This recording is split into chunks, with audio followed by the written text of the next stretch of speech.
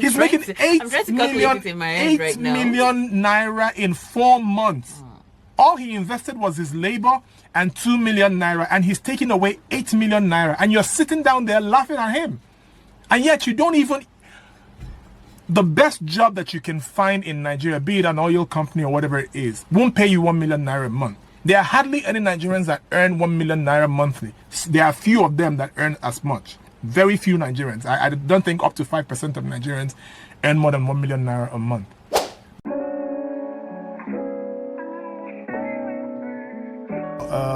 I have been telling you to go into farming because it's a buffer for inflation, but I haven't really told you what to farm. So today I want to tell you some of the most profitable crops that you can go into farming in Nigeria.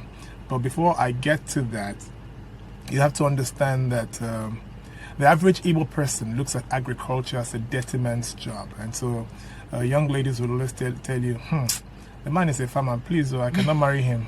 But why do people have that kind of mindset about agriculture? Because the image of the farmer that is etched in our minds as a people is that farmer many years ago who used to struggle and always went to farm with very dirty clothing and with his hoe on his shoulder.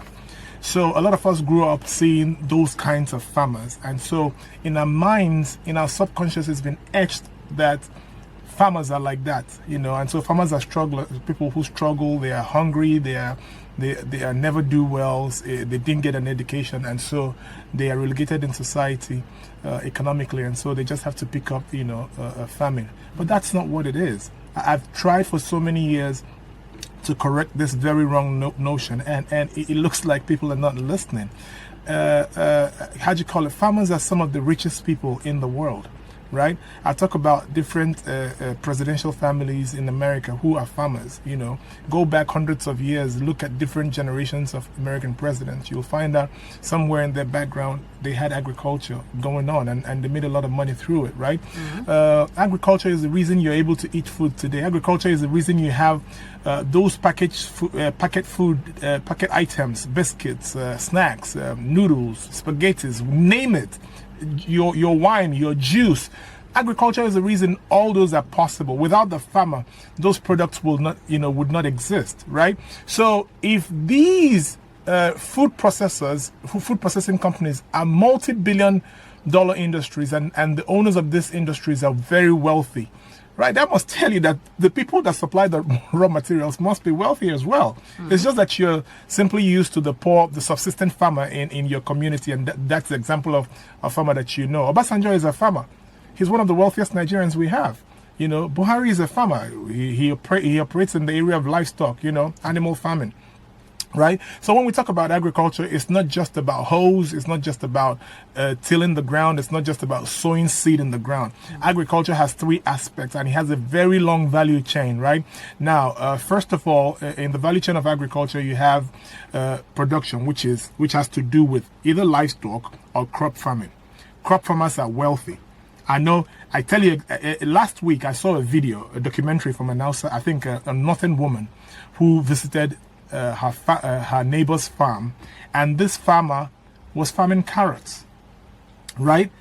And you wouldn't believe that he invested 2 million naira in the large expanse of land that he owned and farmed carrots. And 4 months later, he harvested his carrots. But before he started harvesting, when I saw this video, he hadn't started harvesting, but somebody had paid 10 million naira down. Somebody had paid him 10 million naira for everything in that farm. And what it cost him to farm carrots for 4 good months, just a meager 4 months, was 2 million naira.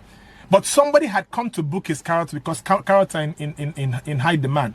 And so for labor he did for 4 months, and the capital that he put down as 2 million naira, he's making 8 million naira profit in just 4 months. Wow. That's a huge profit. He's making 8 million naira in 4 months. All he invested was his labor and 2 million naira, and he's taking away 8 million naira, and you're sitting down there laughing at him. And yet you don't even... The best job that you can find in Nigeria, be it an oil company or whatever it is, won't pay you 1 million naira a month. There are hardly any Nigerians that earn 1 million naira monthly. There are few of them that earn as much. Very few Nigerians. I don't think up to 5% of Nigerians earn more than 1 million naira a month. But this is a farmer who has just farmed carrots for 4 months and he's taking away 8 million naira. You cannot beat that. So why I'm saying this is that you're going to school right now, taking some of these courses that I laugh at, and I'm laughing at them not because I want to make fun of you. You're studying history, you're studying linguistics, you're studying religion, you're studying some of these courses that are archaic that will never pay you. I think you're wasting your time as a student. What I think you should do is actually look for a course or a training, that gives you access to skills that the turnaround time is really short. Agriculture is one of those, right? Because really, if you're going to school studying history right now, you should ask yourself, when I come out from school, who's going to employ me? I go to school right now to put 4 years in studying religion. Ask yourself the simple question. I don't care about your sentiments but now. Some persons just study this course because I like it. No. I just want to know everything about it. No, I don't think so, Chamaka. There are, because I don't think so. At least in my own field of study, I met some persons like that. They just want to have the certificate and then get themselves busy with other things. Like I had other businessmen and women in my classes then.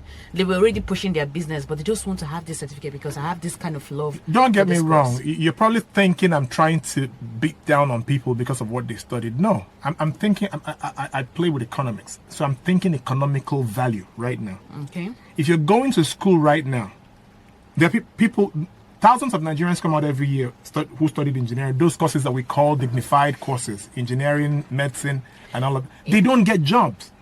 The population in Nigeria is let's face facts, the population in Nigeria is very enormous, right? So the few jobs that come out every year have hundreds of thousands of people struggling over those jobs. So let's face the fact. You go to school and you study engineering, you study medicine, you come out. I see doctors looking for a place where they'll do house job.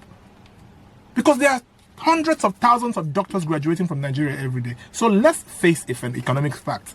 In the Nigerian economy today, you cannot afford to just study anything because you love it. You have to think about it, the economics of it. What value is this going to bring? How is this going to help me live a good life in the future? How is this going to help me build a family and sustain this family? And so if you're studying religion, it has no economic value. Nobody's going to employ you, not even the secondary schools. So what I'm trying to say in essence is find a course that a training that you can take, maybe 6 months course in agriculture on how to cultivate some of these things. It's going to pay you more. Anyways, my point is, this young man took away 8 million naira from just 4 months. And so I recommend that for everybody. Agriculture is a gold mine.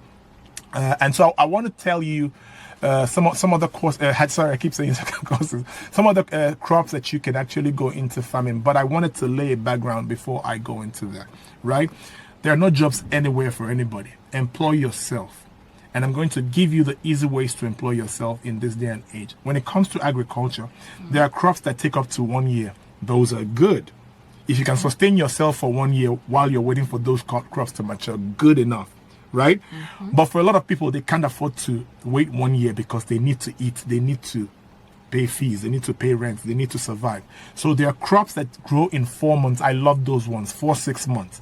Right? In the next 4-6 months, you're harvesting and you're making money. So I'm going to tell you all about it. But first of all, change your mindset about agriculture, right? Americans farm, Europeans farm. Some of our retired presidents are farmers. Obasanjo, Buhari, name them, right? And they're making a lot of money. And we've told you about yam, right? But let's delve right into it. So crop farming in Nigeria, especially cultivating yam, cassava, carrots, groundnuts, maize, onions, and ginger, can be a promising venture. The capital required varies depending on scale and location, but a moderate estimate might range from between $1,000 to $5,000, considering land, seeds, equipment, and input, right? What this means is that you can do it on a small scale and you can do it on a large scale, right? I have said $1,000 to $5,000. When you say that, people will be like, $1,000 is $1,000 is a lot of money. Yes, $1,000 is between 1.5 million and 2 million. But that is not to say that you cannot start with 200,000. That is not even to say that you can't start with 200,000 or 100,000. You can. But if you really want to make something out of it, it's good to invest large. And that means that if you don't have all the capital, you do what we call Igwebike, the principle of Igwebike. That is to say that you find people who are interested in agriculture. You all put your money together so that you can have a bigger capital to be able to achieve more profitability profitability, right? So the duration before harvest varies for each crop. So I want to give you about 7 crops firsthand. So yam takes between 7 to 8 months. So it's a good thing to farm. Yam has great demand, great local and foreign demand. If you harvest 20,000 tubers of yam today, give it a few months, you'll sell it off, right? So it's very profitable. Then the next one that's very profitable is cassava, and this takes between 6 to 12 months, right? Again, this is a longer range, duration, so, but it's still very profitable. So that you have cassava that matures in 6 months now, but the traditional cassava takes up to 12 months to mature. So depending on which one you want to farm, but these are the sweet ones that I really love. Carrot takes from 2 to 4 months to mature. So that means you put it down now. This is March, right? You put it down. This is March, April, May, June, July. By July, you're harvesting. This is sweet. This is amazing. So please think about carrot farming. Then groundnuts. Groundnuts take from between 3 to 5 months to mature. So you plant groundnuts right now in about August. You should be harvesting your groundnuts. Maize. This takes about 3 to 4 months. So, and there's great demand for maize. There's industrial demand for maize. There's subsistence demand. There's family demand for maize. So it's not seasonal, how some other fruits are. It is seasonal, but that's because in Nigeria we depend on just rain. We practice natural farming. What I mean by that is we depend on rain, to sow some of that grain. But you can set up a greenhouse. Yeah. If you set up a greenhouse, you can actually farm all year. You can farm maize all year round. You can harvest maize up to 3-4 times in a year if you have a greenhouse and then you have an irrigation system. So it's doable. Then onions is another sweet one. Onions has great demand. Great demand. If you get 20,000 bags of onions right now, you'll sell it off, right? And this takes about 3 to 5 months, right? I had a friend who was a top military officer. He used to be at it too, Dave, and he always used to tell me how much he loved to farm onions, and because it's really very profitable. And actually, he was the one that woke up my interest in onion farming. So it's a very profitable one. Then ginger has both local and international demand. It takes about 8 to 10 months to farm. So any of these are good for you, right? So market size is substantial due to the high demand for these staple foods in Nigeria. It's essential to conduct market research to understand regional demand, pricing, and distribution channels. Additionally, factors like weather conditions and proper crop management contribute to a successful harvest. So these are great. Now, before I end this segment, I want to run down another list of very interesting crops that you can also go into right now. So number 1 on that list is watermelon. This takes about 70 to 90 days. This one is amazing, right? And you can see that watermelon is very popular, very famous around here these days. So in 70 to 90 days, you'll harvest your watermelon. Okra, what we call okra. This is ready by 50 to 60 days. This is beautiful. Spinach, spinach is ready in 40 to 50 days. Tomatoes is good. A lot of people think that tomatoes can grow in the southeast. That's a lie, right? You can go into tomato. Imagine the demand that's coming from the north, and right now some northern governors are cutting that supply chain off.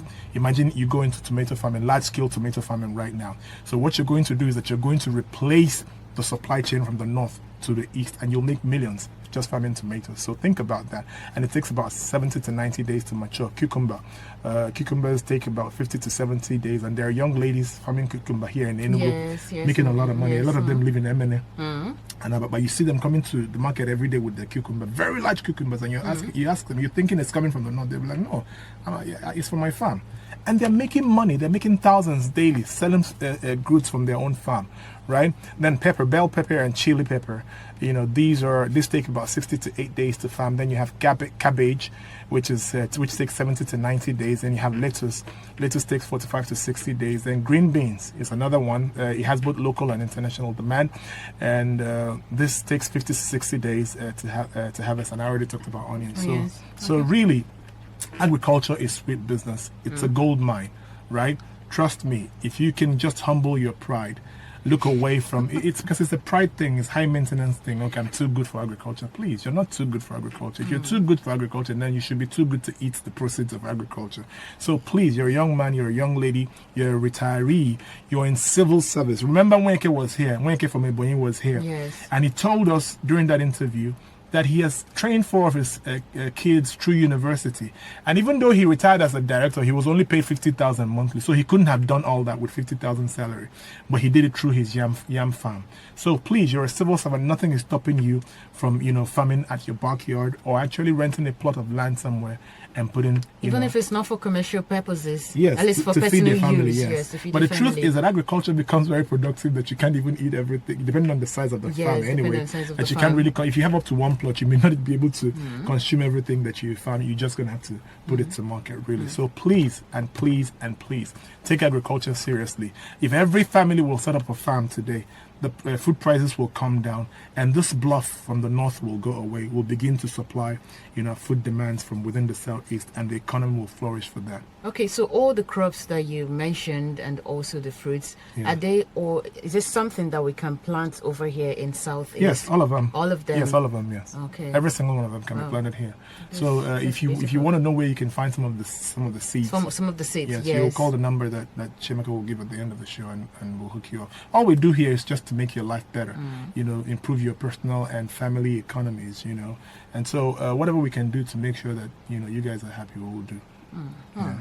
So agriculture is a good mine. If you're yet to tap into it, you better do so right now, because at this point, with what we are seeing in Nigeria right now, we don't even need to hammer on it so much, to start pushing people, dragging them into agriculture, because it's obvious. If hunger, why are you there? It's obvious that this food insufficiency we're suffering is because we are not producing enough. That's right. That's enough for us. Do you to think eat. it's happening? Do you think this is happening in Benue State? No.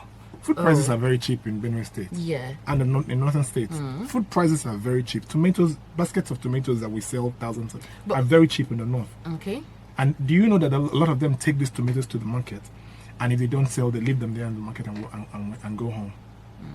And they lose all those, because they spend money to transport it there. They don't want to pay transport to bring it back. So a lot of times they leave it there. So imagine you go there and you're able to pick it up, and process. You'll make a lot of money. But that's not even what we're talking about. We want to bring the farming down to the southeast. The demand is here. They farm it, we eat it. So why don't we start farming it so we can supply it locally and actually grow the economy and create jobs in the southeast? Yes, yes.